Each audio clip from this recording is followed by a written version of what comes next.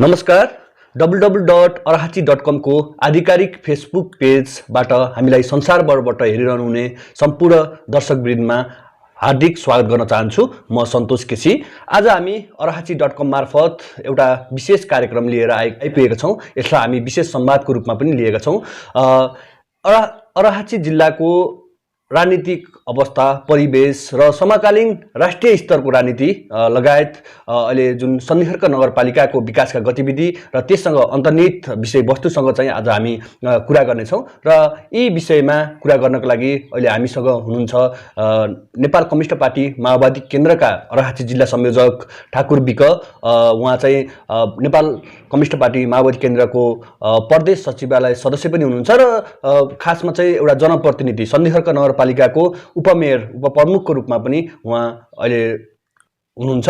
र उहाँसँग चाहिँ हामी एउटा राष्ट्रिय राजनीतिको समकालीन परिवेश सहित अहिले जुन चाहिँ सन्धिखर्क नगरपालिकाका विकास योजनाका कुराहरू आदि विषयमा चाहिँ हामी कुरा गर्न गइरहेका छौँ। र मैले ढिला नगरिकन हाम्रो यस arahachi.com मा चाहिँ स्वागत गर्न चाहे नेपाल कम्युनिस्ट पार्टी माओवादी केन्द्रका जिल्ला संयोजक ठाकुर कुमार विकलाई।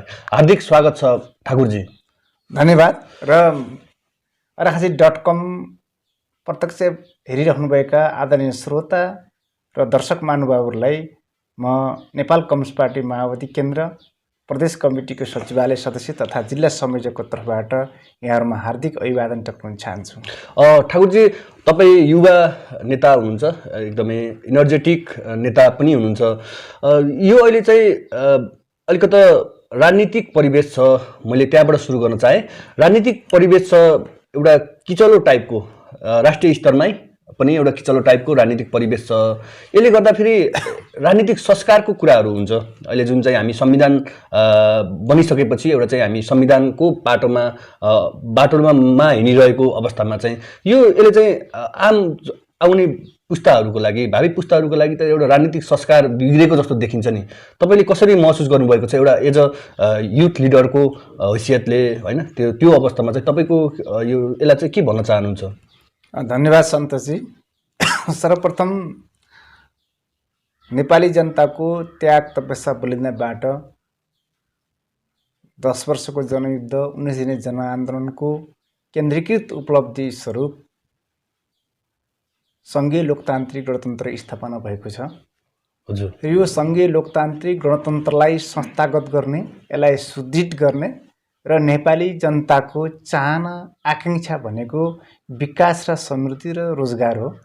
यो नारालाई सार्थक पार्ने खास गरी नेपालका राजनीतिक दलहरूको भूमिका हो, कर्तव्य हो, भूमिका हो र नेतृत्व गरेर अगाडि बढाउने र समृद्धितिर लैजाने, यो दिशातिर जाने सन्दर्भमा केही राजनीतिक दलहरूका नेताहरूमा नेतृत्व तहमा रहेका आत्मा केन्द्रित व्यक्तिवादी चिन्तन र पद प्रतिष्ठामा केन्द्रित रहने चिन्तन र देश, जनता, राष्ट्र, सिङ्गो पार्टी, संस्था जहाँसुकै जाओस्, संविधान जहाँसुकै जाओस्, ऐन कानुन जहाँसुकै जाओस्, तर मेरो पद कहिले पनि नफुस्कियोस् भन्ने चिन्तन प्रवृत्ति, यसलाई राजनीतिक भाषामा भन्दाखेरि निम्न पुँजीवादी चिन्तन, आत्मकेन्द्रित व्यक्तिवादी सङ्घात्मक रूपमा रहेको अराजकता प्रवृत्तिले गर्दाखेरि यति बेला राष्ट्रिय राजनीतिमा अत्यन्तै आक्रमण्यता, एउटा सङ्क्रमण, निराशा पैदा भएको छ।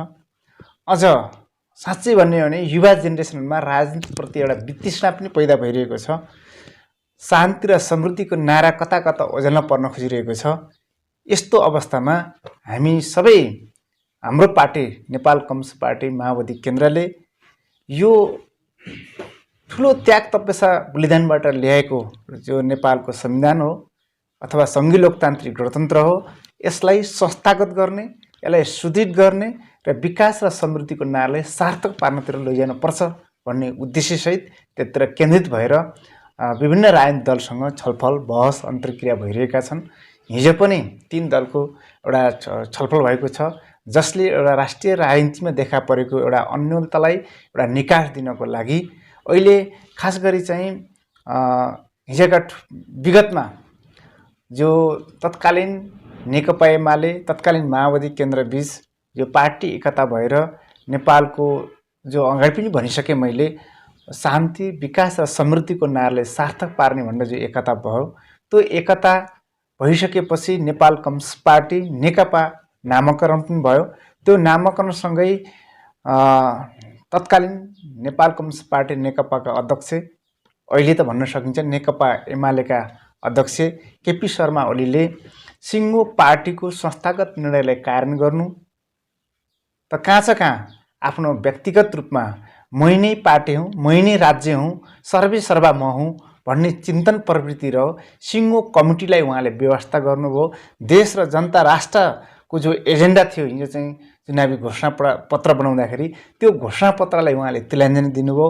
आफ्नो निज स्वार्थ सिद्धि गर्नको लागि आफ्नो गुट, आफ्नो झुन्ड त्यस्ता खालका मान्छेलाई राजनीति नियुक्ति गर्ने, समुदाय निकायहरूमा चाहिँ नियुक्ति गर्ने लगायतका क्रियाकलापले पार्टी कमिटीभित्र ठुलो एउटा द्वन्द्व सृजना भयो र त्यसले यो एउटा केपी ओलीको अहमता दम्मताको कारणले राष्ट्रिय जो एउटा चाहिँ एजेन्डा हो त्यो भनेको चाहिँ विकास र समृद्धि त्यो ओझेलमा पर्यो र अन्ततगतता यही एउटा चहरलाई जो नेपालमा विकास र समृद्धि नहोस्, नेपालमा सधैँभरि अस्थिरता सृजना होस्, द्वन्द्व सृजना होस् भन्ने अन्तर्राष्ट्रिय साम्राज्यवादी प्रतिक्रियावादीहरू जसले नेपाललाई एउटा क्रीडा स्थल, एउटा युद्ध मैदानको रूपमा चाहिँ उनी बनाउन चाहन्छन्, त्यस्ता साम्राज्यवादी प्रतिक्रियावादीहरूले केपी ओली शर्मा ओलीलाई गोटीको रूपमा उपयोग गरेर अन्ततगतता त्यसका कतिपय नेपालका महत्त्वपूर्ण निकाय समेत प्रभावित हुन गए र अन्ततगतता नेपाल कम्युनिस्ट पार्टी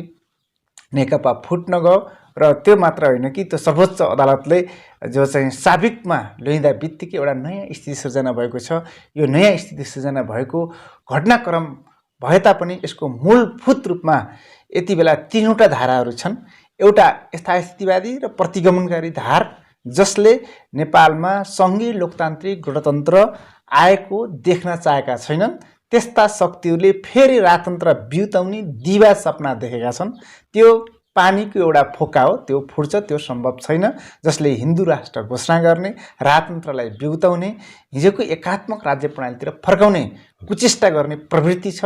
र अर्को प्रवृत्ति भनेको खास गरी यथास्थिति जो अहिलेको परिस्थिति छ त्यसैमा मात्र टिक्ने र रमाउने एउटा धार छ। र अर्को धार भनेको एउटा क्रान्तिकारी धार छ जो नेपाल कम्युनिस्ट पार्टी, माओवादी केन्द्र लगायत कतिपय अन्य राजनीतिक दलहरू पनि हुनुहुन्छ। उहाँहरूको अथवा हाम्रो पार्टीको स्पष्ट भनाइ के छ भने सङ्घीय लोकतान्त्रिक गणतन्त्रलाई संस्थागत गर्ने, सुदृढ गर्ने र समाजवादी क्रान्तिको आधार तयार गर्ने, अर्थात् नेपाली जनताका जति पनि अन्तर्विरोध छन्, जातीय, क्षेत्रीय, लिङ्गीय यी खालका सबै प्रकारको उत्पीडनको हल, अन्तर्विरोधको हल भनेकै समाजवादी व्यवस्थाले मात्र हल गर्छ। त्यो दिशातिर केन्द्रित गर्ने नै मूल रहेको छ। त्योबाट नै सबै प्रकारको अन्तर्विरोध हल हुन्छ। तथापि अहिले चाहिँ जनमतको कुरा गर्दाखेरि नेपालको सन्दर्भमा चाहिँ जनमत चाहिँ अहिले तपाईँले भन्दै गर्दाखेरि केपी शर्मा ओली चाहिँ अलिकति प्रतिगमनकारी होइन, संविधान विरोधी हुनुभयो भन्ने कुराहरू गर्नुभयो। तर जनमत चाहिँ केपी ओलीसित भएको माओवादी केन्द्रसँग चाहिँ नभएको होइन। अराहाची जिल्लाको परिवेशमा पनि हिजो माननीय टोपबहादुर रायमाझी पनि माओवादी केन्द्रको एउटा हुनहार नेता, उहाँले पनि आफ्नो पार्टी छोडेको अराहाचीमा चाहिँ जनमत, अराहाचीकै कुरा गर्दाखेरि देशैभरिको कुरा गर्दा पनि त्यही किसिमको आइरहेको छ, अराहाचीको पनि त्यही कुरा आइरहेको छ। तपाईँहरू आफूलाई फेरि क्रान्तिकारी पनि भन्नुभएको छ, जनमत चाहिँ किन पछाडि आएन, के हो कारण चाहिँ? अब यसमा के छ भने पहिलो नेपाली जनताले नेपालको जो समग्र वस्तुगत र आत्मगत अवस्था छ, नेपाली आम जनताहरू 60% बढी वामपन्थीप्रति आस्थावान छन्, नम्बर 1। हजुर। र त्यही मनोविज्ञानलाई बुझेर नेपालमा समाजिक क्रान्तिको आधार तयार गर्ने त्यो उद्देश्य राखेर दुईटा पार्टी एकता भएको हो। त्यो एकता कुनै केपी शर्मा ओलीलाई प्रधानमन्त्रीमा टिकाइराख्ने वा पद बाली गरेर उनलाई मै नै राज्य हुँ, मै नै सर्वेसर्वा हुँ भन्ने पुर्याउन खोजेको होइन। नम्बर 2, कुनै प्रचण्डलाई मात्र त्यहाँ हालिमुहाली गर्ने भनेर होइन। नेपाली जनताको मनोभावना बमोजिम सबै प्रकारका अन्तर्विरोध हल गर्ने, घाँस बाँस कपासको ग्यारेन्टी गर्ने, बेरोजगारहरूलाई रोजगार प्रदान गर्ने, एउटै दुईटा शब्दमा भन्दाखेरि विकास र समृद्धितिर लैजाने मूल एजेन्डासहित पार्टी एकता भएको हो। तर जब एकतासँगै पछि जाँदाखेरि के देखियो भने कमरेड केपी शर्मा ओली अथवा प्रधानमन्त्री केपी शर्मा ओलीले सर्वे सर्वा ठानेर पद प्रतिष्ठाको निम्ति उहाँले जे पनि गर्न संविधानलाई नै बलात्कार गर्न पनि पछि पर्नु भएन। र यहाँका कतिपय अर्घाखाँची जिल्लाका मान्नेहरू पनि अथवा कमरेड टोपबहादुर रायमाझी उहाँले 10 वर्षको जनयुद्धको तागतमा उहाँ टोपबहादुर रायमाझी भन्नुभएको हो र अर्घाखाँचीको ठ्याक्कै सन्दर्भमा उनी 75 जना होनार अर्घाखाँचीवासीका सपुतहरूले बोकाएको रगतको उपलब्धिको एउटा प्रतीक स्वरूप उपप्रधान ऊर्जा मन्त्री माओवादी केन्द्रको पार्टीको केन्द्रीय सचिवसम्म बन्ने हैसियत प्राप्त गर्नुभएको हो। तर यहाँ आफ्नो इतिहास, आफ्नो विचार, सिद्धान्त, निष्ठ, सङ्गठनात्मक पद्धतिलाई तिलाञ्जली दिएर व्यक्तिगत स्वार्थको निम्ति जे पनि गर्ने यो नेपाली एउटा राजनीतिक संस्कार होइन कि राजनीतिक कुसंस्कार जो देखा पर्यो। पद प्रतिष्ठाको जे पनि गर्ने अत्यन्तै अराजनीतिक संस्कार देखा पर्यो। त्यो संस्कारको प्रतीक पात्र अहिले राष्ट्रिय राजनीतिमा र अर्घाखाँचीको राजनीति क्षितिजमा देखा परेको छ, जसलाई पात्रको रूपमा नाम इङ्कित गर्न पनि जरुरी मैले ठान्दैन। जसले गर्दाखेरि जुन उचाइमा एउटा विचार, सिद्धान्त, दर्शन, आदर्श, जनता र आदरणीय शहीदहरूको रगतको उपलब्धि हो, त्यो उपलब्धिलाई अपमान गरेर कुर्चीसँग, पदसँग साट्ने जो प्रवृत्ति छ, यसलाई घृणा गर्नुबाहेक कुनै विकल्प पनि छैन। र आम जनता, आम क्रान्तिकारी पङ्क्तिले घृणा र तिरस्कार गरिरहेका छन्। एउटा हलदार बनेको मान्छे सिपाहीमा जाने लाचार हुने व्यक्तिहरूलाई घृणा गर्नुबाहेक अरू केही पनि छैन। त्यस कारणले विचार र सिद्धान्तको निम्ति बलिदान दिन तयार हुने, देश र जनता राष्ट्रको विकास र समृद्धिको निम्ति त्याग गर्न सक्ने यस्तो खालको संस्कार बसाल्नको लागि अब युवा जेनेरेसनमा ठुलो कार्यभार आएको छ। र म अर्घाखाँची.com मार्फत जो सुनिराख्नु भएको छ, जो प्रत्यक्ष अवलोकन गर्नुभएको छ, सम्पूर्ण श्रोताहरूलाई, आदरणीय जनसमुदायलाई के अनुरोध गर्न चाहन्छु, पद प्रतिष्ठाको लागि जे पनि गर्ने जो कुसंस्कार छ त्यसलाई घृणा गर्नुपर्छ, त्यसलाई बहिष्कार गर्नुपर्छ।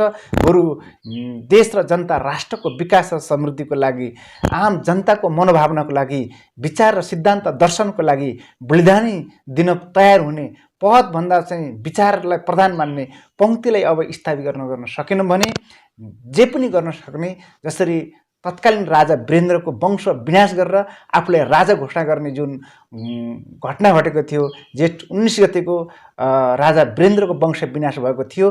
अहिलेका नेपालका राष्ट्रिय राजनीतिमा हुनुहोस्, चाहे जिल्लाको राजनीति हेर्नुहोस्, त्यो तत्कालीन राजा ज्ञानेन्द्रभन्दा अथवा राजा वीरेन्द्रको वंश विनाश गर्ने जो प्रवृत्ति थियो, त्यसैको पुनरावृत्ति अहिलेको राष्ट्रिय राजनीति र अर्घाखाँचीको हो भन्ने कुरा मेरो आफ्नो ठम्मै छ। टोपबहादुर रायमाझी चाहिँ यस माओवादी केन्द्रबाट आउनु भएको राजनीतिमा उहाँले चाहिँ यहाँ चाहिँ अब माओवादी केन्द्रमा चाहिँ राजनीतिक सेक्युर सुरक्षा चाहिँ अब रहेन होइन, अलिकति कमजोर जनमत आउँदै गऱ्यो र अब एमालेमा चाहिँ साङ्गठनिक संरचना चाहिँ बलियो छ भनेर उहाँले एउटा राजनीतिक भविष्य खोज्नु भएको हो कि अझै देशको लागि के हो यसमा चाहिँ यसमा अझै बुझ्न गाह्रो छ।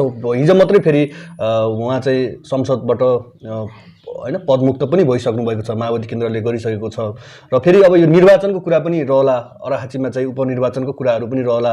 अब कसरी अगाडि बढ्छ उहाँ, फेरि चुनावै लड्नु होला, अर्घाखाँचीबाट आएर फेरि चुनाव लड्ने होला। अब यो परिवेश अन्तै गएन भने पार अब चुनावी मैदानमै यो संसदै रहिरह्यो भने पार अथवा अर्को नयाँ चुनावको घोषणा भएन भने पार के हुन्छ? अब यो कुराहरूमा चाहिँ तपाईँहरूले चाहिँ कसरी हेर्नुहुन्छ त्यो कुराहरूमा? अब तपाईँहरूको भूमिका के हुन्छ? अब सन्तोषजी, यसमा के छ भने टोपबहादुर रायमाझी जस्ता जो महान जनयुद्धले जुन टोपबहादुर रायमाझी भनेर चिनायो, र मैले अगाडि पनि भने माओवादी केन्द्रको केन्द्रीय समितिको सचिवसम्म बनाउने, संसदीय दलको उपनेतासम्म बनाउने र उपप्रधान सहित विभिन्न मन्त्रालय सम्हाल्ने त्यो ल्याकत माओवादी केन्द्रको विचार, नीति, सिद्धान्त, दर्शनले बनाएको हो। र त्यो विचार, सिद्धान्त, दर्शनले नै टोपबहादुर रायमाझीलाई राजनीति सुरक्षा गरेको हो।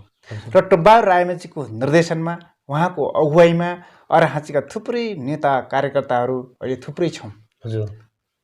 अनि उहाँकै अगुवाईमा हामीले थुप्रै करिब अर्घाखाँचीकै सन्दर्भ भन्नुहुन्छ भने 75 जना होनार शहीदहरूले रगत बगाएका छन्। यहाँ 13 वर्षदेखि 73 वर्षसम्मको डेम्बहादुर नेपाली चाहिँ हंसपुरको सम्मले रगत बगाएका छन्। अझ भन्ने हो भने सन्धिखर्क आक्रमण गर्ने क्रममा उहाँ नै पोलिटिकल एउटा अगुवाईको रूपमा यहाँ हुनुहुन्थ्यो। यहीँ सन्धिखर्कमा 64 जना जति होनार सपुतले रगत बगाएका छन्। त्यसकारणले उहाँ टोब्बा रायमाझी हुनुभएको हो। र ती शहीद परिवारहरू, ती घाइते अपाङ्गहरू कहाँ छन् त? उहाँको अगाइमा हिँड्ने अहिले पनि तमाम साथीहरू हुनुहुन्छ जसको शरीरमा चाहिँ गोली र बमका छर्राहरू छन्। तिनको सुरक्षा कसले गर्ने त?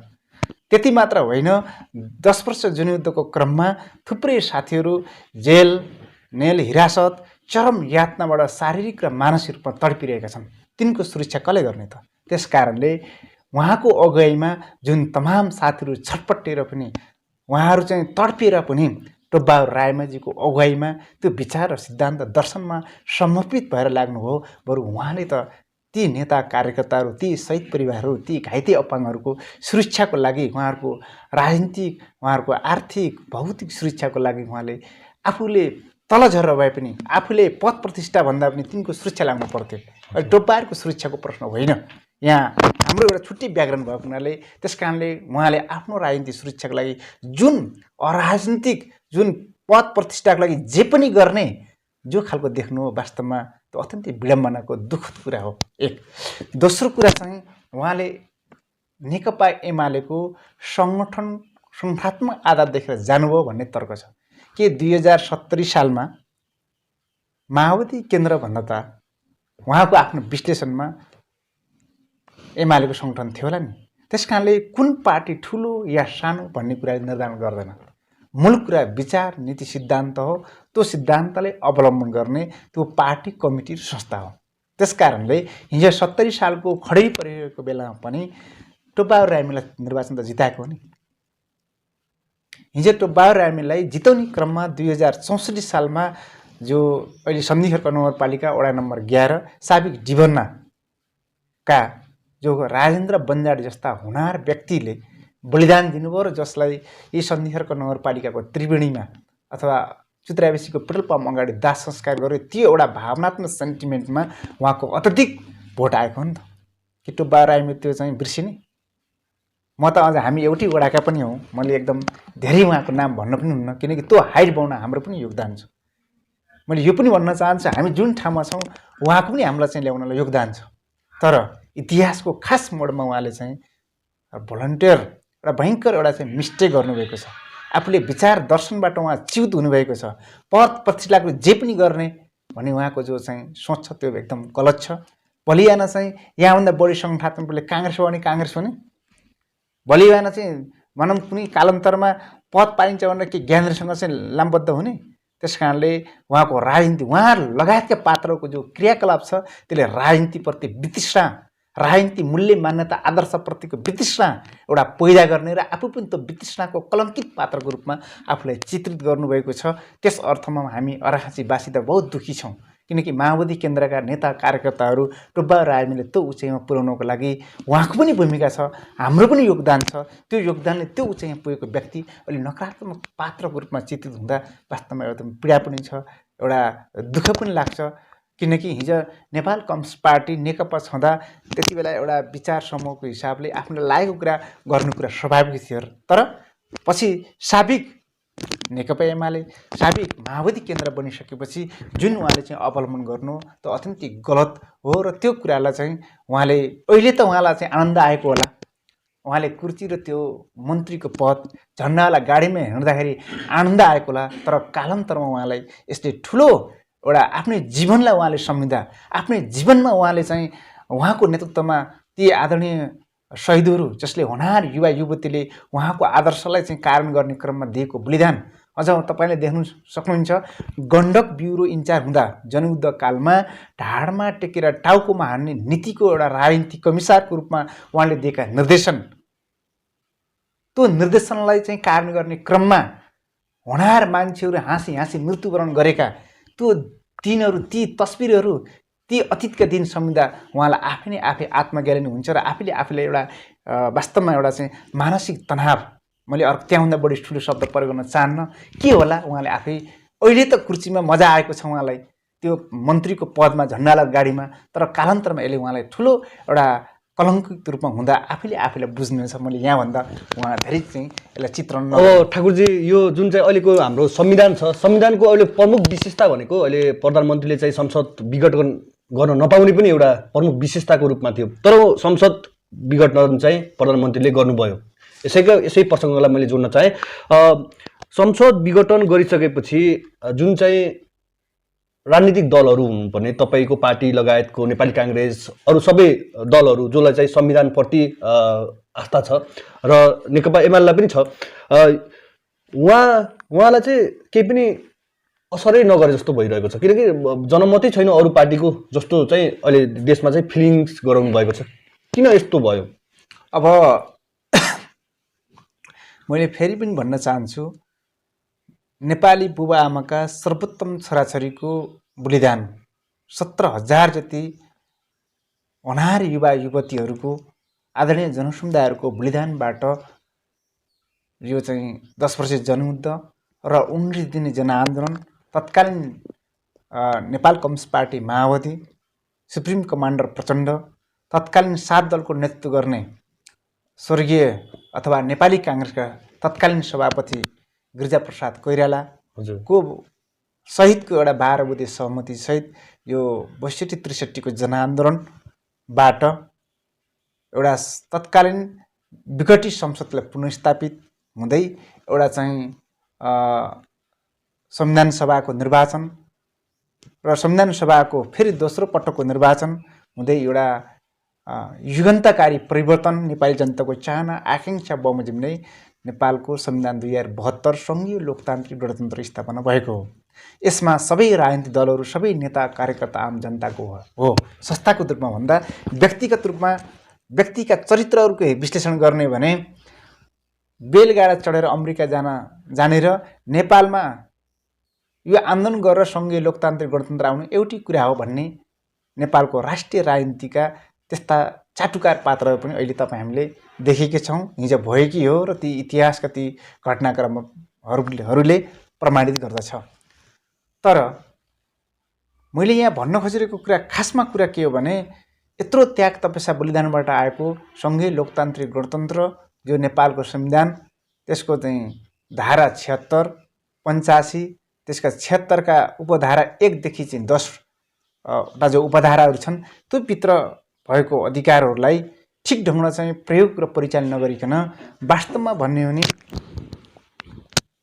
कोही नभएको हाँडी बजारमा भने जस्तै उहाँले केपी शर्मा ओलीले उहाँले संसद विघटन गर्नुभयो। यो भनेको वास्तवमा यत्रो त्याग तपस्या बलिदानबाट ल्याएको यो चाहिँ संविधान, यो सङ्घीय लोकतान्त्रिक गणतन्त्रलाई धरापमा पार्ने र प्रतिगमनतिर धकेल्ने इतिहासको एउटा चाहिँ कलङ्कित पात्रको रूपमा आफूलाई स्थापित गर्नुभयो।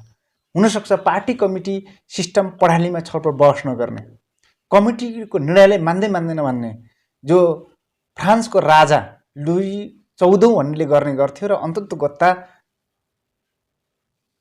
त्यहाँका जनताले आन्दोलन गरेर मृत्युदण्ड दिएर मृत्यु भइसकेपछि नि उहाँको चाहिँ अस्थि पन्ध्र लगेर सायन ठाउँमा झुन्डाएको थिए भनेर मैले एउटा चाहिँ राजतन्त्रको इतिहास पढेको थिएँ। त्यसै गरिकन उहाँले जो खालको हरकत गर्नुभयो वास्तवमा इतिहासमा यसको चाहिँ गम्भीर समीक्षा हुनेछ। र दोस्रो म भन्न चाहन्छु, हिजो 62-63 को आन्दोलनमा, जनयुद्ध होस् या 62-63 जनआन्दोलनमा तत्कालीन राजा ज्ञानेन्द्रले पनि म सर्वेसर्वा हुँ, सङ्कटकाल लगेर सेना प्रहरी लगायत राज्यका सम्पूर्ण निकाय परिचालन गरेर नेपाली जनतालाई चरम दमन गरेको थियो। अन्ततोगत्ता कहाँ पुग्यो? एउटा चाहिँ सानो एउटा कथा छ। एउटा अत्यन्तै महत्त्वकाङ्क्षी राजाले राम्रो वस्त्र लगाउने नाममा आफू नाङ्गे भएको थियो रे। त्यही कथाको स्मरण गर्न चाहन्छु, मैले यसभन्दा व्याख्या गर्न चाहन्छु। त्यस कारणले केपी शर्मा ओलीले आफूलाई हात्तीपाटी, आफूलाई ठुलो भनेका छन्, इतिहासमा त्यसले पुष्टि गर्नेछ उनी कहाँ जानुहुन्छ। त्यसो भएको हुनाले अहिलेको चाहिँ समूह राजनीतिमा आफूलाई ठुलो पार्टी ठानेर, आफूलाई महत्त्वकाङ्क्षी ठानेर त्यो कुर्सीमा गइसकेपछि कसैलाई नदेख्ने गर्नुभएको छ। त्यसलाई चुनावबाट चाहिँ त्यसले प्रमाणित गरिदिनेछ।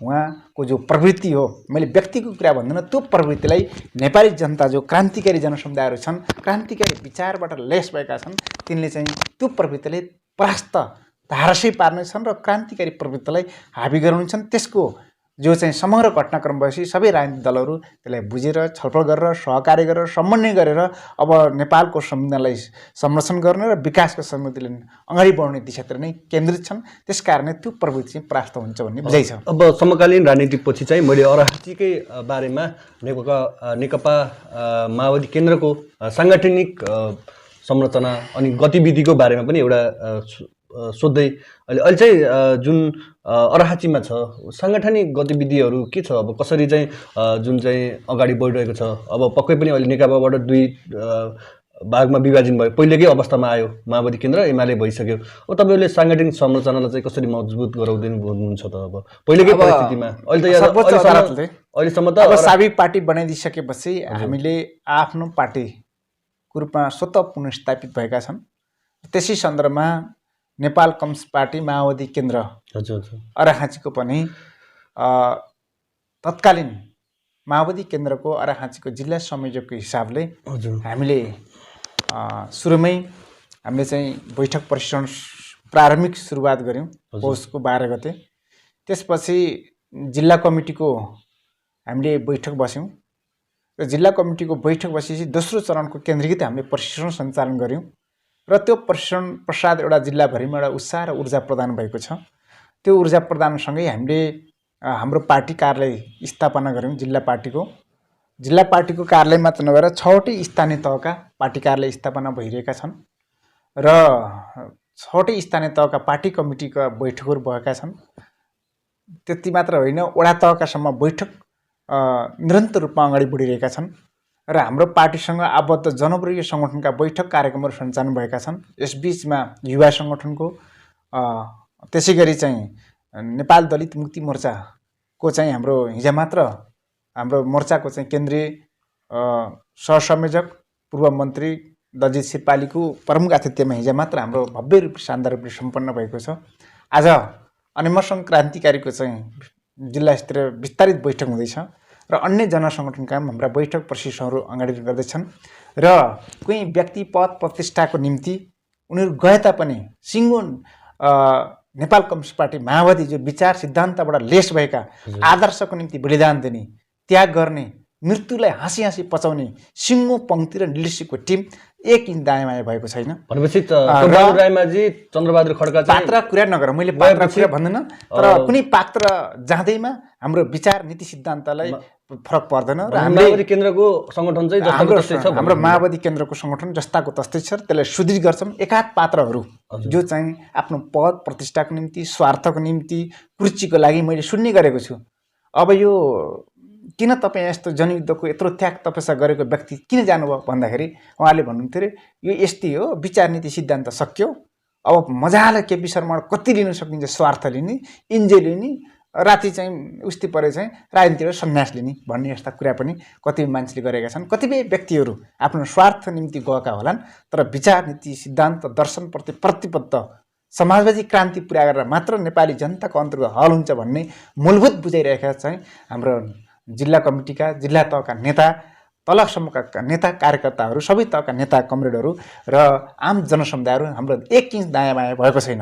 नेताको पछाडि होइन, नीतिको पछाडि लाग्नुपर्छ भन्ने मूलभूत बुझाइ भएको हुनाले यहाँको पार्टी हाम्रो सुदृढ हुन्छ। र म आफूले एउटा सगुरो के गर्न चाहन्छु भने म जो सानैदेखि 12-13 वर्षको उमेरदेखि नै यो पार्टीको निरन्तर रूपमा एउटा कार्यकर्ताको रूपमा र कहिले कमिटीको हिसाबले नेताको रूपमा र 10 वर्ष जनयुद्धको बेलामा पनि सबभन्दा बढी जिल्लाको पार्टीको एउटा सेक्रेटरीको हिसाबले नेतृत्व प्रदान गर्दै आइरहेको सन्दर्भमा हाम्रो कमिटी, हाम्रो पार्टी खास गरी मार्क्सवाद लेनिनवाद माओवादको विचारको निम्ति त्यसलाई संरक्षण गर्ने, रक्षा गर्ने, विकास गर्ने र प्रयोग गर्दै अगाडि बढ्ने जो मूल सिद्धान्तमा हामी दृढ रहेको एउटा टिम छ। यो टिमले यो अर्हाचीको मनोविज्ञानलाई बुझेर र समाजवादी क्रान्तिको कार्यभार पुरा गर्ने दिशातिर नै हामी विचलित छैनौँ र हाम्रो पार्टी पङ्क्तिलाई अझ सुदृढ गर्दै अगाडि बढ्छौँ। तपाईँ एउटा जनप्रतिनिधिको हिसाबले अहिले चाहिँ हामी राजनीतिक समकालीन राजनीतिको बारेमा, अहिले अर्हाचीको परिवेशको बारेमा माओवादी केन्द्रलाई लिएर र त्यससँग सम्बन्धित विषयको कुराकानी गऱ्यौँ र तपाईँ जनप्रतिनिधि पनि हो, सन्धिखर्क नगरपालिकाको उपमेयर, उपप्रमुख हो र यो बिचमा चाहिँ तपाईँहरूले यो चुनाव भएको पनि 3 वर्ष बढी भइसक्यो। 3 वर्षको अवधिमा चाहिँ के कस्ता कार्यहरू चाहिँ माओवादी केन्द्रको तर्फबाट चाहिँ तपाईँहरूले नीति होइन जुन चाहिँ अलिकति उत्कृष्ट नै हुनु पर्यो होइन, अब हामी अलिकति उत्कृष्टै तरिकाले विकासको लागि अगाडि बढेको भन्दै हुनुहुन्छ, के कस्तो कुराहरू चाहिँ कार्यहरू चाहिँ तपाईँहरूले गरेका कार्यहरू चाहिँ यसो हामी धन्यवाद। सन्तोषजी, अब कस्तो छ भने हामीले जसरी तत्कालीन स्थानीय तहको निर्वाचनको क्रममा हाम्रो पार्टी र तत्कालीन एलाउन्स भएको नेपाली काङ्ग्रेस र माओवादी केन्द्रको जो एलाउन्स भएको थियो, त्यो एलाउन्समा हामीले संयुक्त रूपमा घोषणापत्र जारी गरेका थियौँ। त्यो घोषणापत्र जारी गरेपछि हामीले आम आदरणीय नगरवासी जनसमुदायहरूको भावना, इच्छा, चाहना, विकास र समृद्धिको चाहना, त्यो चाहना बमोजिम नै हामी निरन्तर रूपमा अवरात रूपमा हामी काममा डटिरहेका छौँ र हामी विचार, सिद्धान्त, दर्शनको हिसाबले एउटा आइडियोलोजीमा हामी आबद्ध भएका छौँ। तर नगरको विकास गर्ने प्रक्रियामा जनप्रतिनिधिको हिसाबले हामी सिङ्गो नगरवासीको भावना बमोजिम केन्द्रित गरेर चाहिँ हामी अगाडि बढ्ने सन्दर्भमा हामी जनप्रतिनिधि यहाँ आएर कुनै पनि पार्टी विशेषको चाहिँ एउटा रङ्गभेद हामी गरिरहेका छैनौँ। हामी सिङ्गो नगर विकास पार्टीको रूपमा हामी नगर प्रमुखदेखि सिङ्गो नगरसभाको टिम, जनप्रतिनिधिको टिम, हाम्रो कर्मचारीको टिम, हामी अवरात रूपमा नगरको विकास र समृद्धिको निम्ति समर्पित भएर लागेका छौँ। त्यसै गरी म एउटा यसलाई पोइन्टेड कुरा गर्दाखेरि हामी आर्थिक विकासतर्फ जस्तो कृषि, पशु र सहकारी लगायतका समग्र सेक्टरभित्र हामीले यहाँको कृषि सम्भाव्यताको आधारमा कृषि र पशुतर्फ हामीले चाहिँ विशेष गरी चाहिँ बजेटलाई विनियोजन गर्ने, त्यतातिर कृषि र पशु क्षेत्रका यहाँका बेरोजगार युवाहरू, कृषकहरूलाई अनुदानको उत्पादनको आधारमा अनुदान दिने र बेरोजगार युवाहरूलाई कृषि र पशुतिर प्रमोट गर्ने, उहाँहरूलाई चाहिँ त्यसरी व्यवस्थित गर्ने सन्दर्भमा ठुल्ठुला बाहुटी वडा र नगर स्तरमा त्यस्ता कृषि र पशु क्षेत्रका कार्यक्रमलाई व्यवस्थित गरेका छौँ। त्यसले चाहिँ यहाँको जीवन स्तर उठान गर्नको, यहाँको उत्पादनलाई वृद्धि गर्नको लागि त्यसलाई ठुलो एउटा मद्दत गरिरहेको छ। विगत हामी निर्वाचन हुनुभन्दा अगाडि र अहिले आइसके धेरै चाहिँ कृषि क्षेत्रमा एउटा रिभोल्युसन, एउटा चाहिँ क्रान्तिको प्रक्रियामा नै हामी अगाडि बढिरहेको कुरा छ। र त्यसभन्दा अगाडि कृषिजन्य उत्पादित वस्तुहरूको चाहिँ स्टोर गर्ने अथवा त्यहाँ चाहिँ हामीले चाहिँ स्टोरिङ गर्ने र त्यसलाई चिस्यान केन्द्र निर्माण गर्ने र हाट बजारलाई व्यवस्थित गर्नको लागि करिब 10 करोड जतिको हामीले डिपिआर तयार गरेर त्यो अनुसारको टेन्डरको प्रक्रिया हामी सूचना गरेका छौँ। मैले केन्द्रीकृत मात्र अभिव्यक्ति एउटा सिम्बोलिक भनेको सूचना धेरै छन्, हामीले कृषि जीविकोपार्जनसँग सम्बन्धित धेरै छन्। तर यसलाई के भने हाम्रो उत्पादित भएका कृषिजन्य कुराहरूलाई चिस्यान केन्द्रमा राख्ने, जब चाहिँ मूल्य कम हुन्छ त्यति बेला त्यहाँ राख्ने, जब मूल्य बढी हुन्छ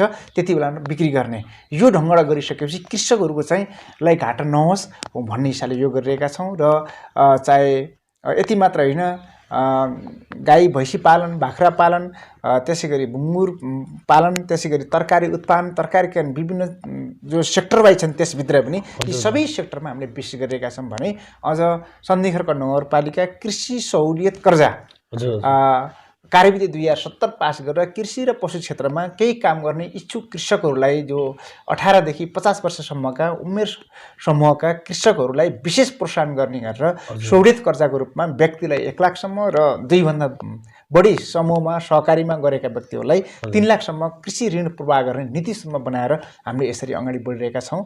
र यसले एउटा ठुलो एउटा उथलपुथल पार्नेछ भन्ने हाम्रो बुझाइ छ र यसले चाहिँ निकै उत्साहका साथ 12 वडामा कृषि जन्य उत्पादनमा लागिराख्नु भएको छ, एउटा खुसीको कुरा। अर्को सामाजिकतर्फ खास गरी शिक्षा, स्वास्थ्य लगायतका क्षेत्रहरूमा हामीले विशेष गरी बजेटलाई पनि त्यसरी केन्द्रित गरेका छौँ। त्यसअनुसार खास गरी सबै वडाहरूमा 1 वार्ड 1 स्वास्थ्य केन्द्र भनेका थियौँ। हिजोको साबिक 7वटा गाविस, 7वटा गाविसमा 1 एउटा स्वास्थ्य चौकीहरू थियो भने अहिले हामीले 12वटा वडा छन् र 12वटै वडामा स्वास्थ्य चौकी हामीले बनाउनेछौँ। त्यसै गरी वडा नम्बर सन्धिखर्क नगरपालिकाको वडा नम्बर 3मा स्वास्थ्य भवन बन्दैछ, वडा नम्बर 2मा स्वास्थ्य चौकी भवन निर्माण गरेर त्यहाँ हामी सञ्चालन गरिरहेका छौँ। त्यसै गरी वडा नम्बर 10 नम्बर वडामा हामीले स्वास्थ्य चौकी निर्माण गरिसकेका छौँ। त्यसै गरी वडा नम्बर 5मा बनाएका छौँ। त्यसै गरी अनियन्त्र पनि हामीले 10 को पनि बनिसके। यसरी स्वास्थ्य भवन बनाएका छौँ। त्यसै गरी त्यहाँ चाहिने आवश्यक जनशक्ति घाँटी हेरेर हाड निले अनुसार स्वास्थ्य कर्मीलाई पनि हामीले चाहिँ गत साल हामीले सेटिङ गरेर 17 जना जति स्वास्थ्य कर्मीलाई हामीले नगरपालिकाकै बजेटबाट व्यवस्थापन गरेर उहाँले व्यवस्था गरेका छौँ। त्यसले गर्दा आधारभूत स्वास्थ्य उपचारको लागि नगरवासीको हितको निम्ति हामीले परिचालन गरेका छौँ। अर्को शिक्षातर्फ हामीले जहाँ जहाँ शिक्षाका भवनहरू पूर्वाधारहरू चाहिँ अपुग थिए, अपर्याप्त थिए, ती क्षेत्रलाई व्यवस्थित गर्ने हिसाबले हामी लागिरहेका छौँ। सन्धिखर्क नगरपालिकाकै वडा नम्बर 8मा जनता कृष्ण माध्यमिक विद्यालय पकले किमडाँडामा चाहिँ नमुना विद्यालय जो सङ्घीय सरकारसँग सम्बन्ध गरेर 10 करोडको प्रोजेक्ट बन्दैछ। अहिलेसम्म 3 करोडको योजना सञ्चालन भइरहेको छ प्राविधार। त्यसै गरी चाहिँ कतिपय सङ्घीय सरकारसँग सम्बन्ध गरेर पुनर्निर्माण मार्फत हाम्रा सबै वडामा क्रमशः वडा नम्बर 2 मा चाहिँ भगवती आदर्श विद्यालय, त्यसै गरी रविचित्र माध्यमिक विद्यालयमा तल्लो ठुलो बिल्डिङ बन्दैछ, 11 नम्बरमा विजय माध्यमिक विद्यालयको भवन बन्दैछ, त्यसै गरी वडा नम्बर 7 मा आदर्श स्थित लगायतका ठाउँ विद्यालयका भवनहरू राम्रो एउटा स्ट्यान्डर्ड टाइपको भूकम्प प्रतिरोधी टाइपको भवन विद्यालयका भवनहरू, शौचालयहरू, खानेपानी जो आधारभूत स्वास्थ्य अन्तर्गत सरसफाइ भएको छ त्यसको लागि चाहिँ शौचालयहरू निर्माण गरिरहेका छौँ। त्यसै गरी चाहिँ जहाँ चाहिँ विद्यालयको शिक्षण सिकाइ उपलब्धिको आधारमा नगरपालिकाले अनुदान दिने गरिरहेको छ। त्यसै गरी विद्यार्थीहरू जो उत्कृष्ट नम्बर कक्षा 8 र एससीको इक्जाममा राम्रो नम्बर ल्याउने त्यस्ता खालका चाहिँ विद्यार्थीहरूलाई पनि हामीले चाहिँ अब प्रोत्साहन स्वरूप उहाँलाई सम्मान गर्ने गरेका छौँ। यो सामाजिक विकासतर्फ हामीले शिक्षा स्वास्थ्य यो खास गरी लैङ्गिक समावेशीतर्फ महिला, दलित, जनजाति, अल्पसङ्ख्यक लगायत युवा लक्षित कार्यक्रमलाई व्यवस्थित गरेर सञ्चालन गरिरहेका छौँ। एकल महिलाहरूलाई उहाँहरूको जीविका उपार्जन गर्नको लागि तालिम सञ्चालन गर्ने, बाख्रा वितरण गर्ने, प्रविधि हस्तान्तरण गर्ने कार्यक्रम गरेका छौँ। युवाहरूलाई के गर्नुहुन्छ उहाँहरूको चाहना अनुसार वडा समितिले त्यहाँ चाहिँ निर्वाचित वडा समितिले सिफारिस गरेको आधारमा उहाँलाई प्रविधि हस्तान्तरण गर्ने, सिप प्रमोट गर्ने त्यस्तो कार्य गरेका छौँ। अर्कोतिर कुलत सम्बन्धी लागु औषध दुर्व्यसन सम्बन्धी विभिन्न सशक्तिकरणका कार्यक्रम सञ्चालन गरेका छौँ। दलित समुदायहरूका चाहिँ लागि रणनीति तयार गर्ने अनि उहाँहरूलाई सशक्तिकरण गर्ने कार्यक्रम सञ्चालन गरिरहेका छौँ। त्यति मात्र होइन, यता महिलातर्फ सशक्ति गर्ने, लैङ्गिक हिंसालाई न्यूनीकरण गर्ने एउटा रणनीति तयार गर्ने प्रक्रियामा हामी लागिरहेका छौँ।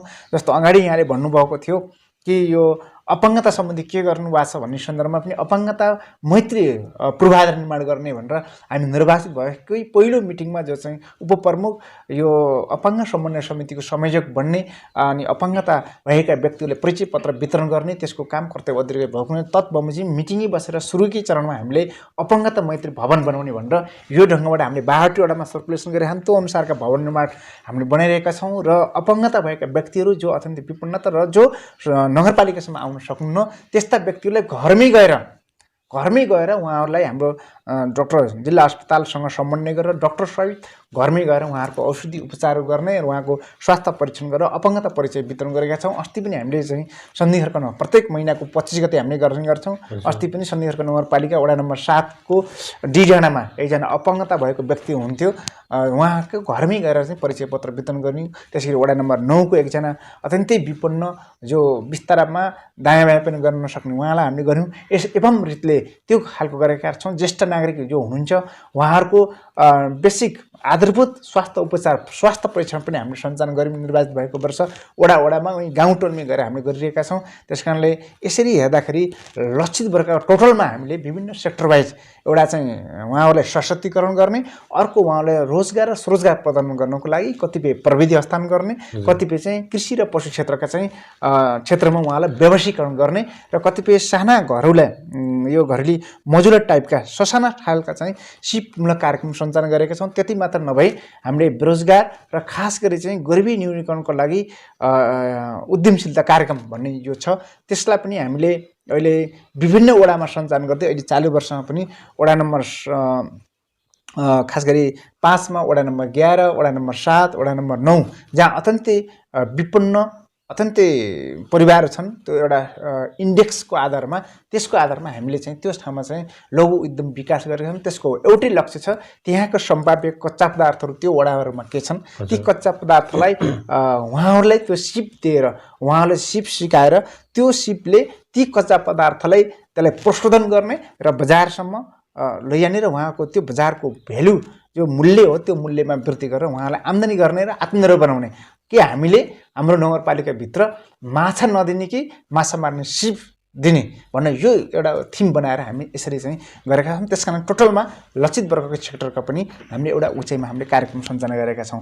अर्कोतर्फ चाहिँ पूर्वाधारतर्फ मैले भन्न खोजेँ यसमा सडक समग्र रूपमा भनिदिनु सडक खानेपानी आदि इत्यादि जो छन् त्यो सडक खानेपानीतर्फ पनि हामीले सुरुमा हामी निर्वाचित हुनुभन्दा अगाडिको सन्धिखर्क नगरपालिका सडकको स्तर र अहिले हेरौँ हामीले बजारभित्रको सडकको स्तर उन्नति गर्ने काम गरिरहेका छौँ र नगरपालिकाको सेन्टरदेखि वडासम्म चाहिँ बाटाहरूको लेभलिङ र पिच अथवा स्तर उन्नतिका कामहरू भएका छन्। कतिपय सङ्घीय सरकारसँग कतिपय प्रदेश सरकारसँग समन्वय गरेर साझेदारीमा यी पूर्वाधार क्षेत्रका पनि घनीभूत रूपमा सडकको पिच हुन्छन्। हामी निर्वाचित अर्को वर्षसम्म धेरै सडकहरू पिचको स्तर छन्। अर्को खानेपानीतर्फ हेर्नुहुन्छ भने एक घर एक धारा भन्ने नारालाई सार्थक पार्नको लागि ठुला ठुला प्रोजेक्ट यही सन्धिखर्क नगरपालिकाको बजारको जो चाहिँ 20,000 भन्दा बढी जनसङ्ख्या हुनुहुन्छ, जहाँ पहिला लिफ्टिङ गरिएको थियो, त्यो खानेपानीलाई नुलापानी सन्धिखर्क खानेपानी आयोजना मार्फत ठुलो बजेट सञ्चालन गरेर निर्वाचित भएको वर्ष त्यो खानेपानी अगाडि अहिले डाइरेक्ट सञ्चालन भएको छ। त्यसमा चाहिँ बजारमा रहनुभएको उपभोक्तालाई एउटा चाहिँ राम्रो मूलको पानी, जो चाहिँ स्तरीय पानी, र दोस्रो चाहिँ त्यो चाहिँ लिफ्टिङ गर्दा धेरै महँगो पर्थेन, यो पानी सुलभमा यसरी हामीले सञ्चालन गऱ्यौँ। पछि प्रदेश सरकारसँग समन्वय गरेर साझेदारीमा गऱ्यौँ। त्यसै गरी सनापा 9 जो अर्घा जो भगवती मन्दिरमा दर्शन गर्ने, त्यहाँ चाहिँ खानेपानीको अभावले त्यहाँ चाहिँ करिब 2.5 करोडभन्दा ठुलो करिब 3 करोड जतिको बजेटमा त्यहाँ खानेपानी सञ्चालन हुन्छ। यो वर्ष चाहिँ सुसम्पन्न हुँदैछ। 62 वडामा चाहिँ जहाँ जहाँ वडा कार्यालयहरू थिएनन् त्यहाँ अहिले चाहिँ 4वटा वडामा वडा कार्यालयको ठुलो राम्रो भवन बन्दैछ। अनि त्यसै पर्यटनतर्फ चाहिँ वास्तवमा चाहिँ सुपादेउरोले आएका पर्यटकहरूलाई कसरी व्यवस्थित गर्ने, नरपानी क्षेत्रमा गङ्गा सरोवर भनेर त्यहाँ चाहिँ अब एउटा पहाडको उचाइमा एउटा चाहिँ राम्रो खालको आकर्षक एउटा ताल हामीले निर्माण गरेका छौँ र त्यहाँको पर्यटन प्रवाहको लागि शहीद स्मृति पार्क बनाएका छौँ। बीपी स्मृति पार्क बनेको छ, त्यहाँको सौन्दर्यीकरण हामीले गरिरहेका छौँ। र अर्घाखाँची जिल्लाको लुम्बिनी प्रदेश अन्तर्गतको अर्घाखाँचीको ऐतिहासिक अर्घा भगवती मन्दिरको प्रमोट गर्नको लागि लगभग 35 फुटको हाइटको चाहिँ चाहिँ मेटलको एउटा चाहिँ मूर्ति बनाउँछौँ र त्यसले चाहिँ गर्दा त्यहाँका सुपादेउरोले आएका पर्यटकहरू अर्घासम्म जाने, अर्घा जाँदाखेरि सदरमुकाममा सन्धिखर्कमा बसोबास हुने, त्यसले चाहिँ हाम्रो आर्थिक क्रियाकलापमा आर्थिक इकोनोमिक एक्टिभिटिजमा बहुआयामिक क्षेत्रमा यसले चाहिँ क्रियाकलाप हुने र त्यहाँको पैसाहरू यहीँ सन्धिखर्कमा यहीँ नगरपालिकामा चल्ने हुने यो ढङ्गडा गरिरहेका छौँ। र सुशासनतर्फ र संस्थागत सुशासनतर्फ पनि हाम्रो भ्रष्टाचारलाई शून्यतामा झार्ने हाम्रो नीति छ। त्यस कारणले हामीले यी हाजिरीदेखि लिएर के अरे चाहिँ यो हाम्रो विभिन्न खालका अनलाइन सिस्टमबाट चाहिँ करको व्यवस्थापन गर्ने, 62 वडामा हरेक घटना दर्ताहरू चाहिँ अनलाइन सिस्टमबाट डेभलप गर्ने र हामीले चाहिँ हेल्प डेस्क निर्माण गर्ने। यसरी चाहिँ हाम्रा चाहिँ कामहरू जनताका जो अपेक्षा अनुसार फास्ट ट्र्याकमा सेवा प्रभावलाई गतिशील बनाउने, जनताको भावना अनुसार कामलाई गराउने भनेर हाम्रो सिङ्गो संयन्त्र मेकानिजम जो जनप्रतिनिधिको मेकानिजम, हाम्रो कर्मचारीको मेकानिजम 62 वडामा यसरी हामी अगाडि बढिरहेका छौँ। सरसफाइ सेक्टरमा पनि हाम्रा केही समस्याहरू थिए, त्यसलाई पनि व्यवस्थित गर्ने कुरामा हामीले 1 करोड 1.5 करोड जतिभन्दा बढी पैसा परिचालन भएको छ। 1 करोड जतिको पैसा टेन्डरबाट डम्पिङ साइडलाई कुनी र नकुनी गरेर यसरी व्यवस्थित गर्ने प्रक्रिया हामी ल्याइरहेका छौँ। समग्रमा भन्दाखेरि आर्थिक क्षेत्रमा, सामाजिक क्षेत्रमा, पूर्वाधार क्षेत्रमा, वन वातावरण यो जो विश्व जलवायु परिवर्तनको कारणले पारेको प्रभावलाई न्यूनीकरण गर्नको लागि, जलवायु अनुकूलन हामी हुनको लागि र त्यस्ता खालका चाहिँ पुराना मूल संरक्षण गर्ने, 1 वार्ड 5 पोखरीको नीतिलाई लागू गर्ने, वडा वडामा खेलकुद मैदान निर्माण गर्ने लगायत डाइनामिक क्षेत्रमा, बहुआयामिक क्षेत्रमा नगरको विकास र समृद्धिको लागि बहुआयामिक क्षेत्रमा हामीले काम गर्ने जमर्को गरेका छौँ। अहिले ठ्याक्कै नदेखिन सक्छ, आफ्नोले जन्माएको बच्चालाई आफ्नो आमा बुवाले उस्तै देख्छन् के, तर बाहिरका मान्छेले त्यसको 10 वर्षपछि अर्कै देखिन्छन् भने जस्तै यहाँ हामीले विकासको प्रक्रिया अगाडि बढिरहेका छौँ। यी विकासका कामलाई अझ पारदर्शी बनाउने, चुस्त दुरुस्त बनाउने, गुणस्तर बनाउने, दिगो बनाउने कुरामा आम नगरवासीको तर्फबाट तपाईँ लगायत पत्रकार जो हुन्छ, पत्रकारजीबाट कहाँ कमजोरी हुन्छन् ती कमजोरी ओलाइदिएर अझ राम्रो बनाउने। अब यसमा यो विकास निर्माणको कुराहरू भन्दा पनि अब नीति निर्माणको कुराहरूमा पनि जोड्न चाहे। जस्तै संविधानले हामीलाई संविधानको अनुसूचीमा चाहिँ अधिकारका सूचीहरू, स्थानीय तहका अधिकारका सूचीहरू छ, त्यसलाई हामीले चाहिँ अहिले कानुन बनाएर चाहिँ अगाडि बढ्यो भने पर हामीले ती अधिकारहरू उपयोग गर्ने छ। अहिले चाहिँ त्यसको खासै मेसो चाहिँ परेको छैन अहिले स्थानीय। यसमा चाहिँ के छ? अब सन्धिखर्क नगरपालिकातर्फले नेपालको संविधान धाराले गरेको व्यवस्था बमोजिम र त्यसको चाहिँ अनुसूची 8 हजुर 9 भनेको साझा हुन्। त्यसको 8 मा चाहिँ हाम्रा 22वटा अधिकार, एकल अधिकार छन् जो चाहिँ स्थानीय तहले प्रयोग गर्न पाउने अधिकार। ती एकल अधिकारलाई प्रयोग गर्ने सन्दर्भमा पहिलो कुरा हामी निर्वाचित भइसकेपछि कतिपय सङ्घीय सरकारको पनि सङ्घीय मामला तथा सामान्य प्रसारण मन्त्रालयले एउटा नमुना कानुन बनिदिएको छ। त्यो कानुनलाई टेकेर केही हामीले कानुन बनाएका छन्। ती 22वटा अधिकारलाई प्रयोग गर्ने प्रोसेसमा दोस्रो चाहिँ कतिपय हाम्रा अनुभव अरू स्थानीय तहका चाहिँ सिकाइको आधारमा पनि हामीले ऐन कानुनहरू एउटा पहिलो कुरा हामी प्रथम नगरसभादेखि हामी निर्वाचित भएदेखि प्रथम नगरसभादेखि 8औं नगरसभासम्म जाँदा हाम्रो एकल अधिकार भित्रका दायित्वभित्र रहेर नीति एक, दोस्रो चाहिँ कतिपय प्रदेश सरकार र स्थानीय तहको अधिकार छन्, प्रदेश र हाम्रो स्थानीय तहको भित्र रहेर दोस्रो नीति, अनि सङ्घ प्रदेश र स्थानीय तहभित्रका कतिपय साझा सवाल छन् त्यसलाई पनि टेकेर हामीले चाहिँ त्यो नीति र त्यो नीतिलाई कारण गर्नको निम्ति कार्यनीति, त्यो कार्यनीतिलाई पनि कारण गर्नको लागि ऐन कानुनहरू अथवा ऐनहरू बनाएका छौँ, कतिपय नियमावली बनाएका छौँ, कतिपय कार्यविधि बनाएका छौँ, कतिपय निर्देशिका बनाएका छौँ, कतिपय मापदण्डहरू बनाएका छौँ। यी भित्र रहेर हामीले चाहिँ ती एकल अधिकारलाई प्रयोग गर्ने मामलामा वा साझा अधिकारलाई प्रयोग व्यवस्थित गर्ने मामलामा हामीले चाहिँ हाम्रो नगरपालिकाबाट दर्जनौंको सङ्ख्याको रूपमा हामीले ऐन कानुन कार्यविधि नियमावली मापदण्ड बनाएर हामीले चाहिँ सुशासनलाई एउटा सिस्टममा ढाल्ने एउटा प्रयत्न गरेका छौँ। यी ऐन कानुन कार्यविधि बनाउनको लागि अझ व्यक्तिगत रूपमा भन्ने हो भने स्वयं एउटा उपकरणको हिसाबले पनि बढी यसमा ओनरसिप लिने गरी बढी तोतिर केन्द्रित भएर पनि निर्माणमा मैले आफ्नो ठाउँमा योगदान दिएको छु। आफूलाई गौरव पनि लाग्छ, यद्यपि हाम्रो कर्तव्य पनि हो। यसैले गर्दाखेरि हामीले यी अधिकारलाई व्यवस्थित गर्न पनि लागिरहेका छौँ। हजुर, अब हामी कार्यक्रमको अन्त्यतिर छौँ। अब यो जुन चाहिँ हामीले अब छुटेका कुराहरू, तपाईँलाई लागेका कुराहरू चाहिँ अझ अझै कुराहरू जस्तै खेलका कुराहरू भए, युवा परिचालनका कुराहरू, सामाजिक परिचालनको समावेशी हैन को कुराहरू भए, अनि यो सामाजिक न्यायका कुराहरूको पनि कुराहरू छन्, जुन चाहिँ अन्तर्निहित कुराहरू छन्। त्यसको लागि चाहिँ नगरपालिकाले गरेका कुराहरू जुन चाहिँ विकाससँग जोडिएका अन्तर्निहित कुराहरू छन्। जस्तै कि अब हामीले बाटो बनाउँछौँ, बिजुली त सबैको घर घरमा पुग्यो, त्यहाँ बिहानमा क्याम्पस जान पर्ने बाध्यता छ हैन, धेरैजसो गर्ल्सहरू हिँड्नुपर्ने हुन्छ, अँध्यारो बाटो छ हैन, सुरक्षा छैन भनौँ हैन। यो अहिले चाहिँ व्यापक रूपमा घटना घटिरहेको छ। यो चाहिँ व्यवस्थापन गर्ने, सामान्य कुराहरू व्यवस्थापन गर्ने काम नै स्थानीय निकाय, स्थानीय तह भन्नु पर्यो, निकाय नभनेर स्थानीय तहहरू हो। यसको यो विषयहरूमा चाहिँ के सोचेको छ अब खासमा चाहिँ? सन्तोषजी, यसमा मैले सामाजिक विकासतर्फ अलिकति सिम्बोलिक रूपमा विकास क्षेत्रतर्फको भन्ने क्रम भनेको थिएँ। यसमा युवाहरूको सर्वाङ्गीण क्षेत्रको विकास र समृद्धिको लागि खास गरी नगरपालिकाले विभिन्न प्रतिभालाई प्रस्फुटित गर्ने, उहाँहरूलाई चाहिँ त्यो अवसर प्रदान गर्ने र प्रेरित गर्ने र उहाँलाई सम्मान गरेर अगाडि बढाउने कार्यक्रम गरेका छौँ। गत साल हामीले वडा नम्बर 12 को एकजना खेलाडी हुनुहुन्थ्यो, जसले हाम्रो जिल्लाको एउटा पहिचान गर्न सफल हुनु, उहाँलाई हामीले सम्मान पनि गऱ्यौँ। र हामीले नगरपालिकाभित्र विभिन्न स्ट्यान्डर्ड टाइपका खेलकुद मैदान बनाएका छौँ। र नगरपालिकाले नगर प्रमुख भलिबल प्रतियोगिता, त्यसै गरी उपप्रमुख क्रिकेट प्रतियोगिता, उपमेयर क्रिकेट प्रतियोगिता पनि हामीले यो चालु वर्षको सञ्चालन गरेर विगतमा गऱ्यौँ। केही यो कोरोना भाइरस कोभिड-19 कारणले केही विलम्ब हुन गए र यी लगायतका सेक्टरमा हामीले कार्यक्रम सञ्चालन गरेका छौँ र अझै हाम्रो गर्ने नीति रहेको छ र हामी लक्षित वर्गका अथवा सामाजिक न्यायका कुरा गर्नुभएको छ। यसलाई हामीले एउटा कतिपय कुलतमा फस्ने खतरालाई पनि मद्दनजर गर्दै त्यस्ता सशक्तिकरण, कहिले जिल्ला प्रहरी कार्यालयसँग, कहिले सरकारी वकिलसँग, कहिले जिल्ला प्रशासन, हामी सरकारी र गैर सरकारी विभिन्न सङ्घ संस्थाहरूसँग पनि समन्वय गरेर यी कुलत वा सामाजिक विकृति विसङ्गतिलाई कसरी न्यूनीकरण गर्ने, जस्तो यो आर्थिकको कारणले अथवा बेरोजगार भएर विदेश वा भारत लगायत अन्यत्र जाने, त्यसले आर्थिक कारणले पारेको पारिवारिक रूपमा भएको समस्या, जसले आत्महत्या घटनाहरू छन्, कतिपय पारिवारिक झगडा, त्यसलाई न्यूनीकरण गर्नको लागि विभिन्न सशक्तिकरणका कार्यक्रम हामीले सञ्चालन गरेका छौँ। नम्बर 1।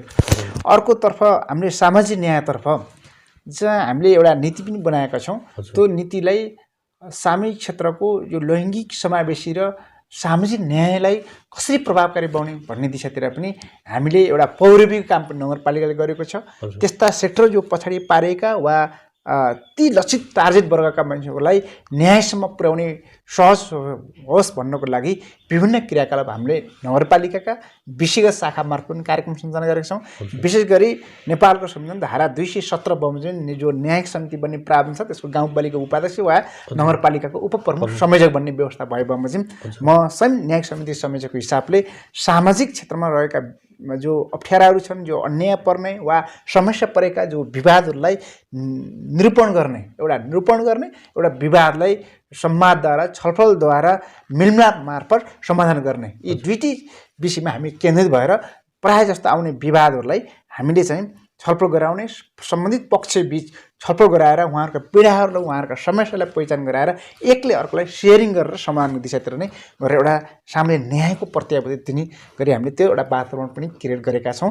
त्यसले गर्दाखेरि हामीले न्यायिक समितिबाट वडा स्तरमा र नगर स्तरमा र विभिन्न सङ्घ संस्थाहरू सरकारी वा गैर सरकारीसँग समन्वय गरेर यसरी हामीले कार्यक्रम गरिरहेका छौँ, जसले एउटा सामाजिक न्यायको एउटा प्रत्याभूति दिलाउने वा एक न्यायिक समितिका क्षेत्राधिकारभित्र रहेका त्यसका स्थानीय सरकार सञ्चालन को दफा 47 को 1 जो 13वटा प्रकृतिका मुद्दा छन् जसलाई निरूपण गर्ने, फैसला गर्ने अधिकार छन्, त्यसभित्र रहेर अर्को त्यसको 47 को उपधारा के अरे उपदफा 2 बमोजिमका 11वटा प्रकृति मुद्दाहरू छन् जसलाई मेलमिलाप गराउने अधिकार दिएको छ, त्यो मार्फत गर्ने र त्यसको उपदफा 1 बमोजिमका जो 13 प्रकृतिका मुद्दाहरू पनि हामीले चाहिँ ती विवादहरूलाई छलफल गराउने र सम्बन्धित पक्षबीच मेलमिलाप गराउने, बढी समाधान गर्ने गरेका छौँ। यसले के देखाउँछ भने प्रायः जस्तो हामीले सामाजिक न्यायको पनि हामीले उत्तिकै एउटा प्रत्याभूति हामीले गराएका छौँ। हरेक महिनाको मतलब प्रत्येक हप्ताको सोमबार हामीले इजलासमा बस्ने, त्यहाँ चाहिँ छलफलद्वारा ती समस्यालाई समाधान गर्ने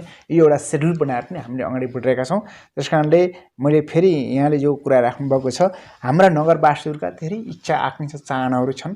ती इच्छा आकाङ्क्षा चाहनाहरूलाई, ती समस्याहरूलाई, ती भावनाहरूलाई हामीले अधिकतमभन्दा अधिकतम हामीले सम्बोधन गर्ने, हाम्रा हेलो नगरपालिका पनि हामीले कार्यक्रम सञ्चालन गरिरहेका छौँ। त्यो मार्फत पनि ल्याउने, तपाईँ जस्ता पत्रकारज्यूहरूबाट पनि हामीले सुझावहरू लिने, आम नागरिकहरू नै प्रत्यक्ष हामीसँग कुरा गरेर कहाँ कहाँ के गर्न सकिन्छ। हाम्रो व्यक्तिगत स्वार्थ भन्ने छैन, हामी जनप्रतिनिधिहरूको कसरी हुन्छ हाम्रो चाहिँ सन्धिखर्क नगरवासीको रहर सुन्दर र समृद्ध सन्धिखर्क नगर भन्ने एउटा चाहिँ नारा पनि छ। यो नारालाई सार्थक पार्नको लागि हामी अवरात्र 24 घण्टा खटेर हाम्रो जनप्रतिनिधिको मेयरसहित हामी जनप्रतिनिधिको टिम र हाम्रो प्रमुख प्रशासकसहित सिङ्गो कर्मचारी टिम हामी जनताको सेवामा, नगरवासीको सेवामा समर्पित भएर लाग्नुपर्छ। र कहीँ कति कमजोरी भयो भने सिधै अब उपप्रमुख हिसाबले मसँग म यो राहती.com मार्फत म हार्दिक अनुरोध गर्न चाहन्छु, उपप्रमुख हिसाबले उपप्रमुखसँग, मेयर साहबसँग वा कर्मचारीसँग सम्बन्धित छ भने प्रमुख प्रशासक वा सम्बन्धित शाखासँग आउनुहोस्। त्यहाँ शाखाबाट भएन भने प्रमुख प्रशासक आउनुहोस्, प्रमुख प्रशासक भने उपप्रमुख आउनुहोस्, मेयर कहाँ आउनुहोस्। ती समस्याहरूलाई हामीले कुन तरिकाबाट हुन्छ, एउटा नगरपालिकाको नीति, सङ्घीय सरकारको मतलब स्थानीय सरकार सञ्चालन ऐन, प्रदेश ऐन र हाम्रो स्वयं सन्धिखर्क नगरपालिका ऐन, कार्यविधि नियमावली बमोजिम हरेक प्रकारका समस्या समाधान गर्न हामी एकमुठी तातो रातो रगत छन्जेलसम्म कुनै पनि व्यक्तिगत निज स्वार्थ नराखिकन हामी समर्पित भएर लाग्नेछौँ। र यो नारालाई सार्थक पार्ने हाम्रो सपना छ। त्यो सपना हाम्रो मात्र सपनाले हुँदैन, यो नगरवासीको सपना हो। त्यो नगरवासीको सपना साकार पार्न एक्लै सम्भव छैन। हामी सबै मिलेर, हामी सबैले सहकार्य गरेर हैष्टेमा हैष्टे मिलाएर गयौँ भने यो नारालाई साकार पार्न सकिन्छ। र अगाडि भन्नुभयो एउटा प्रश्न जो चाहिँ अलिकति कतिपय बिहानै हिँड्नुपर्ने अँध्यारो गल्ली छन्। हाम्रो नगरपालिकाको नारा के छ भने उज्यालो सन्धिखर्क नगरपालिका अभियान हाम्रो नारा छ। त्यो नारालाई सार्थक पार्नको लागि हामीले चाहिँ जहाँ जहाँ मेन चोकहरू जहाँ जनघनत्व बढी छ त्यस्तो ठाउँमा सोलर बत्ती पनि वितरण हामीले गऱ्यौँ। हामी निर्वाचित भएको वर्ष कतिपय सोलर हामी पराजित होइनौँ, ती सोलरहरू अलिकति बिग्रियो भत्केको कारणले अलिक प्रभावकारी भएन भन्ने पनि पछिल्लो हामीलाई त अनुभूति भएको छ। यो सन्दर्भ पनि मदन गरेर अलिकति आधुनिक टाइपको अलि लेटेस्ट टेक्नोलोजीलाई प्रयोग गरेर हामीले यो सन्धिखर्क बजारलाई अलि उज्यालोमय बनाउने, सन्धिखर्क नगरको बजारलाई मात्र होइन, जो हाम्रा 52 वडामा रहेका खास बजार क्षेत्र, खास बढी जनघनत्व केन्द्र हुने ठाउँमा पनि त्यहाँ अलिकति सोलर बत्तीहरू वा यो हाम्रो इलेक्ट्रिक जो लाइन छ त्योबाट अलिक बल्बहरू ठुल्ठुला बल्ब राखेर त्यहाँ उज्यालो बनाउने र कतिपय त्यस्ता संवेदनशील ठाउँहरूमा जिल्ला प्रहरी कार्यालयसँग वा सम्बन्धित निकायसँग नगरपालिकाले समन्वय गरेर त्यस्ता ठाउँमा चाहिँ हामीले चाहिँ सीसी क्यामेराहरू राख्ने र आम जनताको, नगरवासीहरूको, नागरिकको सुरक्षाको प्रत्याभूति दिने, यसो पनि हामी जाँदैछौँ। यसो गऱ्यौँ भने रात दिन त्यस्तो समस्या आउन्न, त्यो कुरा केही आइहाले पनि त्यसलाई कन्ट्रोल गर्न सकिन्छ। दोषीलाई कानुन बमोजिम दायराभित्र लिएर सम्बन्धित निकाय मार्फत उचित पीडितलाई न्याय दिलाउन पनि सकिन्छ भन्ने चाहिँ मलाई लाग्छ। हस् त, धन्यवाद। हामीसँग जोडिनु भएको म लगायत अराहाची.com परिवार चाहिँ हार्दिक आभार प्रकट गर्न चाहन्छु। म हृदयदेखि हार्दिक आभार धन्यवाद व्यक्त गर्न चाहन्छु जो अराहाची.com सुनेर अझ यसपछिका केही कमी रहेका कुरालाई पनि सल्लाह सुझाव दिनुहुनेछ। जसले सुनिदिनु भयो, जसले प्रत्यक्ष हेरिदिनु भयो, यहाँप्रति कृतज्ञता छु। र यहाँले अझै सुनेर अझै केही केही अपर्याप्त भए सुझावको अपेक्षा गर्न चाहन्छु। यो अवसर प्रदान गर्नुभयो म अर्घाखाँची.com का सन्तोष लगायत सिङ्गो टिमलाई हृदयदेखि हार्दिक आभार धन्यवाद व्यक्त गर्न चाहन्छु। धन्यवाद, नमस्कार। दर्शकवृन्द, अहिले तपाईँ हामीलाई अर्घाखाँची.com मार्फत विश्वभरबाट हेरिरहनु भएको छ। आज हामीसँग यस अर्घाखाँची.com को विशेष कार्यक्रम अथवा विशेष संवादमा हामीसँग हुनुहुन्थ्यो अर्घाखाँची जिल्ला नेपाल कम्युनिस्ट पार्टी माओवादी केन्द्रका जिल्ला संयोजक, प्रदेश सचिवालय सदस्य तथा सन्धिखर्क नगरपालिकाका उपप्रमुख उपमेयर श्री ठाकुर कुमार विक चाहिँ हामीसँग यस विशेष सम्मानमा हुनुहुन्थ्यो र उहाँलाई हामी हार्दिक धन्यवाद दिन चाहन्छौँ। दर्शकबिन, हाम्रो कार्यक्रम अर्घाखाँची.com को विशेष कार्यक्रमहरू कस्तो लाग्छ कृपया प्रतिक्रिया दिन नभुल्नुहोला। हाम्रो प्रतिक्रियाको लागि हाम्रो इमेल ठेगाना info@अर्घाखाँची.com र santosh@अर्घाखाँची.org मा तपाईँले आफ्नो इमेल गरेर प्रतिक्रिया दिन सक्नुहुन्छ भन्दै म लगायत मलाई क्यामेरामा साथ दिनुहुने केशव गेवालीलाई पनि धन्यवाद दिँदै बिदा हुन चाहन्छु। हस्त, नमस्कार।